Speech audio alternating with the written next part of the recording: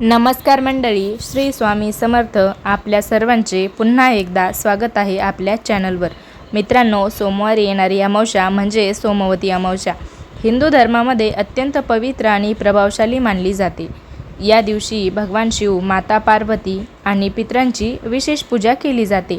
आजच्या या व्हिडिओमध्ये आपण जाणून घेणार आहोत, सोमवती अमावस्येला दही भाताचा उपाय का करतात, हा उपाय नेमका कसा करायचा, यांचे धार्मिक आणि आध्यात्मिक महत्त्व काय आहे, कोहळा म्हणजे काय आणि अमावस्येला तो का बांधतात, कोहळा बांधण्याची योग्य वेळ कोणती आणि कोणत्या चुका टाळल्या पाहिजेत.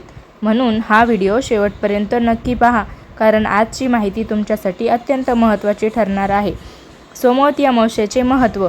तर मंडळी, सोम म्हणजे सोमवार आणि अमावस्या म्हणजे चंद्र नसलेली रात्र. सोमवार हा भगवान शिवांचा दिवस मानला जातो आणि अमावस्या ही पितरांची तिथी मानली जाते. त्यामुळे सोमवारी आलेली अमावस्या खूप विशेष मानली जाते. धार्मिक मान्यतेनुसार या दिवशी केलेले दान, जप, पूजा, अन्नदान आणि काही विशेष उपाय यांचे फळ अनेक पटींनी वाढते असे सांगितले आहे. अनेक लोक या दिवशी उपवास करतात, शिवमंदिरामध्ये जातात आणि पितरांसाठी प्रार्थना करतात.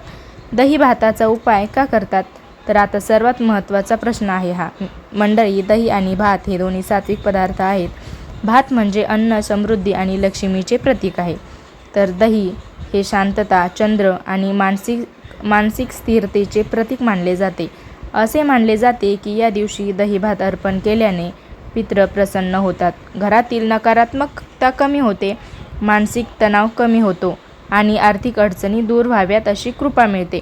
विशेषतः ज्यांच्या घरात सतत भांडणे होतात, पैसा टिकत नाही, मन शांत राहत नाही किंवा सतत अडथळे येतात, अशा लोकांसाठी हा उपाय खूप शुभ मानला जातो. दही भाताचा उपाय नेमका कसा करायचा? तर सकाळी लवकर उठून स्नान करावे, शक्य असल्यास पांढरे किंवा स्वच्छ कपडे परिधान करावे, घरातील देवघर स्वच्छ करावे आणि तुपाचा दिवा लावावा. दही भात कसा तयार करायचा? तर एक साधा पांढरा भात शिजवून घ्या, त्यामध्ये ताजे दही मिसळा. इच्छा असल्यास थोडी साखर घालू शकता, पण लक्षात ठेवा, कांदा, लसूण, मिरची किंवा मसाले वापरायचे नाहीत. या पूर्णपणे सात्विक दही भात असावा.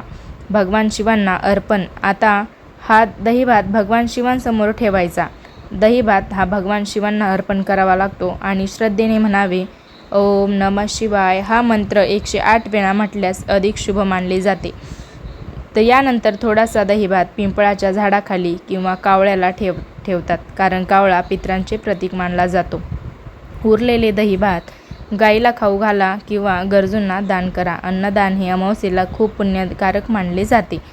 मंडळी, आता एक विशेष उपाय जाणून घ्या. एक छोट्या वाटीत दही भात घ्या, त्यावर 1 रुपयाचे नाणे किंवा चांदीचे नाणे ठेवा आणि भगवान शिवांसमोर प्रार्थना करा, घरातील दरिद्रता दूर होवो आणि सुख समृद्धी वाढो. यानंतर ते नाणे तिजोरीच्या किंवा पैशाच्या ठिकाणी ठेवा. असे मानले जाते की यामुळे आर्थिक स्थैर्य वाढते, असं शास्त्रांमध्ये सांगितलेलं आहे. आता आपण जाणून घेऊया कोहळ्याबद्दल. कोहळा म्हणजे पांढरा भोपळा किंवा राखी भोपळा. भारतीय परंपरेमध्ये कोहळा नकारात्मक ऊर्जा दूर करणारा मानला जातो. पूर्वी नवीन घर, दुकान, शेती किंवा व्यवसाय सुरू करताना कोहळा बांधण्याची परंपरा होती. लोक जसे मानतात तसे कोहळा वाईट नजर दूर करतो, घरातील नकारात्मक ऊर्जा कमी करतो, व्यवसायातील अडथळे दूर करतो आणि घरात शांतता टिकवून ठेवतो. अनेक लोक याला दृष्ट काढणे असेही म्हणतात.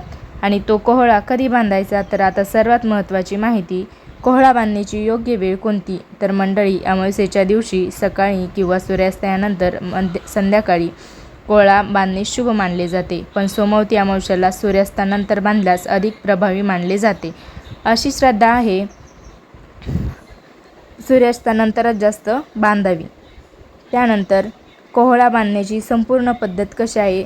तर हे एक पांढरा कोहळा घ्यायचा, काळा दोरा, हळद, कुंकू, लिंबू आणि मिरच्या घ्यायच्या आपल्या इच्छेनुसार. सर्वात आधी कोहळा स्वच्छ धुवावा, त्यानंतर हळद आणि कुंकू लावावे. नंतर दिवा लावून भगवान शिवांचे स्मरण करावे आणि म्हणावे, ओम नमः शिवाय. यानंतर काळा दोरा गुंडाळावा. आता हा कोहळा घराच्या मुख्य दरवाजावर, दुकानाच्या प्रवेशद्वारावर किंवा ऑफिसच्या बाहेर टांगावा. कोहळा किती दिवस ठेवावा? तर कोहळा पुढील अमावस्येपर्यंत ठेवू शकता. जर तो खराब झाला तर लगेच बदलावा. जुना कोहळा झाडाजवळ ठेवतात किंवा वाहत्या पाण्यात विसर्जित करतात. कोणत्या चुका टाळायच्या आहेत? तर फुटलेला कोहळा वापरायचा नाही, खराब दही वापरायचं नाही, रागात नकारात्मक मनस्थितीत उपाय करू नका. श्रद्धा आणि शांत मन ठेवणे सर्वात महत्त्वाचे मानले जाते. त्यानंतर सोमवती अमावस्याला शिव अभिषेक, पिंपळ पूजन, काळे तीळदान, अन्नदान आणि महामृत्युंजय मंत्र जप करणे अत्यंत शुभ मानले जाते. तर मंडळी, आज आपण जाणून घेतले दही भाताचा उपाय, त्यांचे महत्त्व, कोळा का बांधतात आणि तो कधी बांधावा. जर तुम्हाला ही माहिती आवडली असेल तर व्हिडिओला लाईक करा, शेअर करा आणि आपल्या चॅनलला सबस्क्राईब करायला विसरू नका. आणि कमेंटमध्ये नक्की सांगा तुम्ही सोमवती अमावस्याला कोणता उपाय करतात. धन्यवाद. हर हर महादेव. श्री स्वामी समर्थ.